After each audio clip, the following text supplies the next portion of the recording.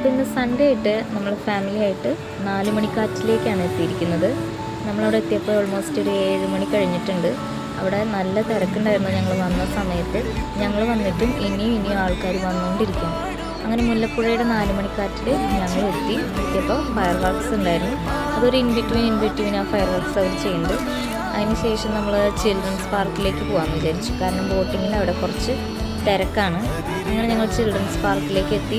Add-on നല്ല excited ആണ്. എന്താണ് ഇനി അടുത്തതെന്ന് അറിയാനായിട്ട് അവനിങ്ങനെ നോക്കിക്കൊണ്ടിരിക്കുന്നത്. അതിൻ്റെ ഇടയ്ക്ക് അവന് പടക്കത്തിന് കുറച്ച് പേരുള്ള കാരണം അതും നോക്കുന്നുണ്ട്. പക്ഷെ ഓൾമോസ്റ്റ് ആൾക്കാർ കഴിഞ്ഞപ്പോൾ ആൾ സെറ്റ് ചെയ്ത് നോക്കി. പിന്നിലൊരു ചേട്ടൻ അടിപൊളിയായിട്ട് മുണ്ടെടുത്ത് വരുന്നു. അങ്ങനെ കുറച്ച് പിക്സൊക്കെ എടുത്തിട്ട് നമ്മൾ ബോട്ടിങ്ങിലേക്ക് പോയി. ബോട്ടിംഗ് എന്ന് പറഞ്ഞാൽ പെഡൽ ബോട്ടൊക്കെ ഓൾമോസ്റ്റ് കഴിഞ്ഞു. നേരത്തെ ലേറ്റ് ആയി തന്നെ. അപ്പോൾ നമുക്ക് വഞ്ചിയിലായിരുന്നു നമ്മുടെ യാത്ര. അങ്ങനെ ഹാഡോണും ഹെദർ ബേബിയും ഹാപ്പി ആയിട്ട് വഞ്ചിയിൽ യാത്ര തുടങ്ങി. അങ്ങനെ ഞങ്ങൾ ആ സയൻസ് സന്ധ്യ പൂർത്തീകരിച്ചു. ബൈ 4 മണിക്ക്.